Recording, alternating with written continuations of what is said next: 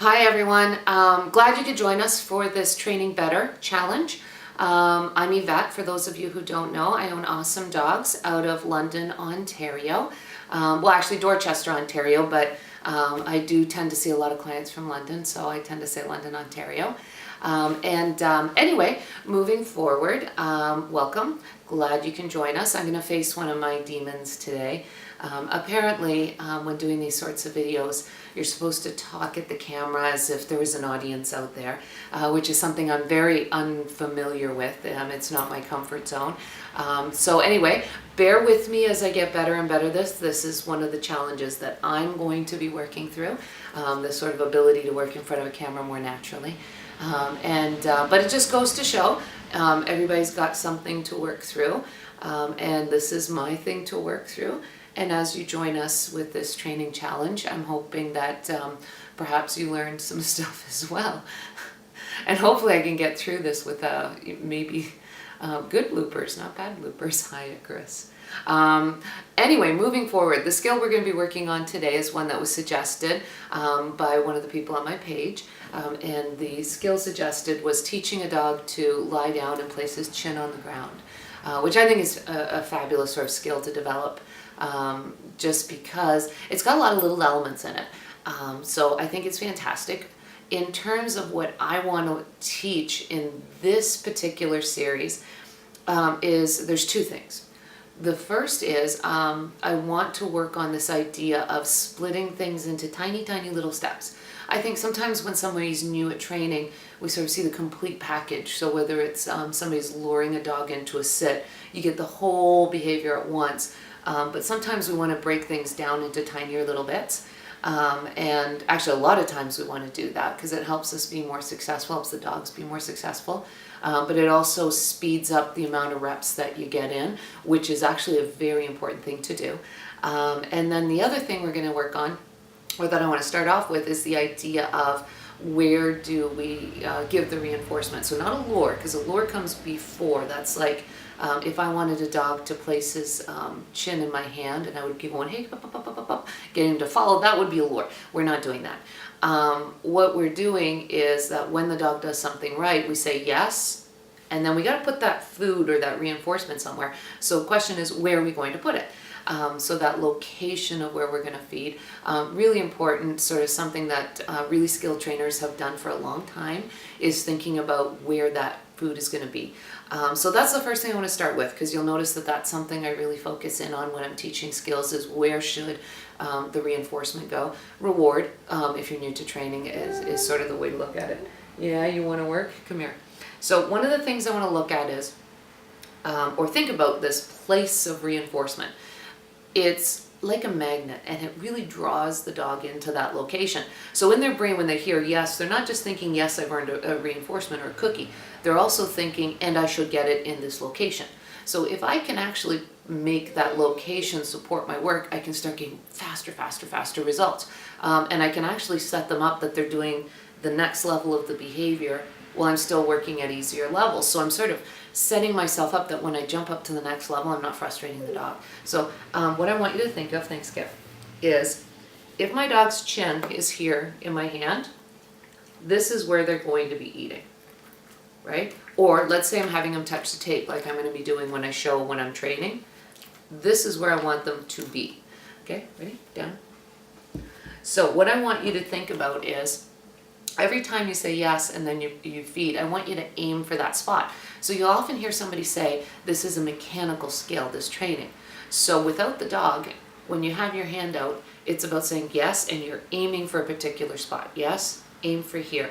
It doesn't matter what the dog's doing. They've already done the right thing. But yes, aiming here. Yes, aiming here. Yes, aiming here. And if you're new to stuff, start slow. You don't even need a dog to work through this. That's what's so great about it as you're learning, is you can actually start working through this process really slowly and build your speed up. Yes, it goes there. Yes, it goes there. All right, so let's get started. Gonna work on this with the dog. Now, hopefully I don't get resting trainer's face. When my brain starts to go where I'm concentrating. I am actually having a great time when I'm working with the dogs, but sometimes the concentration, the furrowed brow starts to kick in, and hopefully I don't do that too much. So welcome, join in, and this is gonna be completely new to them. I have not taught this skill yet, and we'll see how it goes. I'm gonna be using yes as my marker. And we'll work through things. So I'm going to get the camera closer onto him, and I'm going to work my first set of 10 reps, and we'll stop and then talk about it after that. All right, let's get started.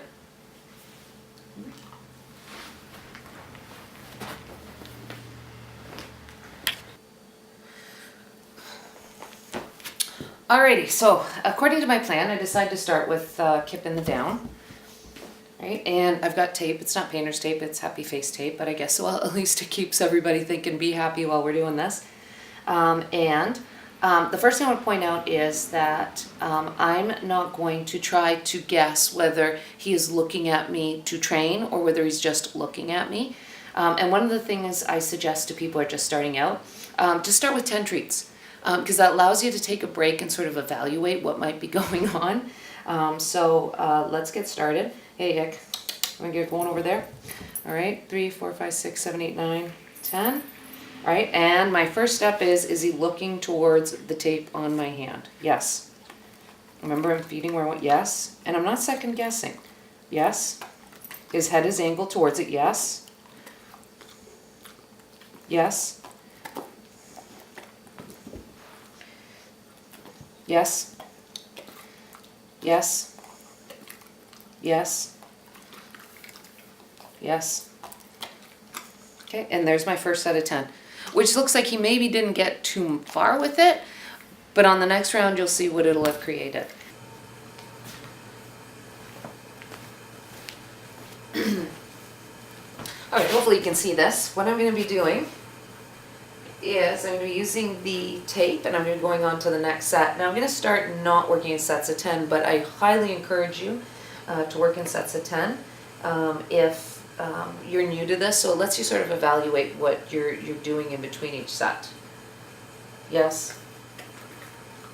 Yes. Yes. Yes.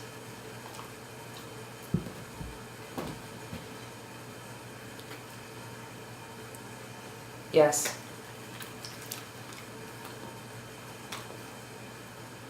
Yes. Yes. Yes. I really want to go in tiny steps. Yes. Yes. Looking for that kind of slight push in. Yes.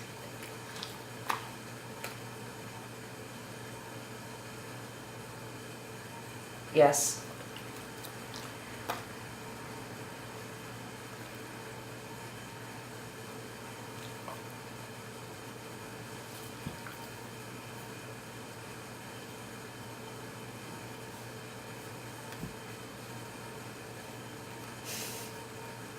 Now this is interesting because what's happening is it's reminding him of another skill that he has.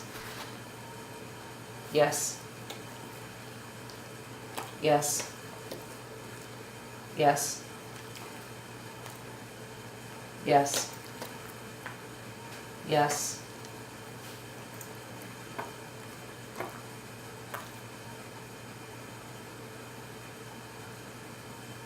Yes. Yes. Yes. Yes. Slowly start pulling my hand out. Yes. Yes.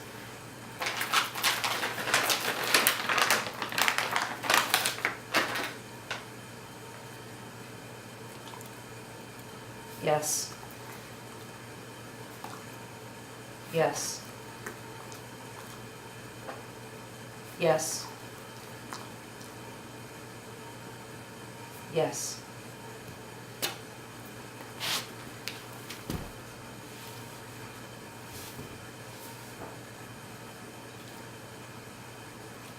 Starting to weed my body out of it a little bit. Yes.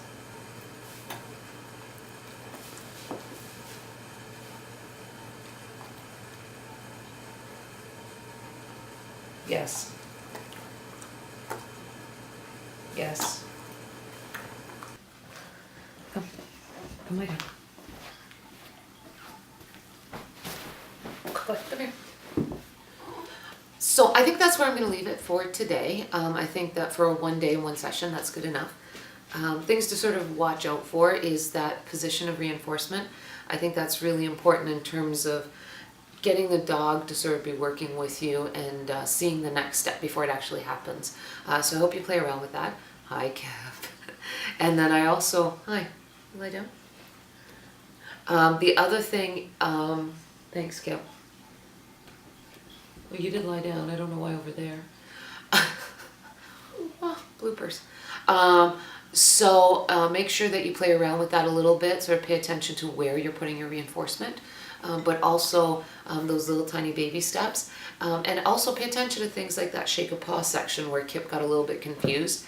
You'll find that happens sometimes because as I was teaching him the one skill, what happened was he sort of saw that it looked familiar to him because it looked very similar to shake a paw.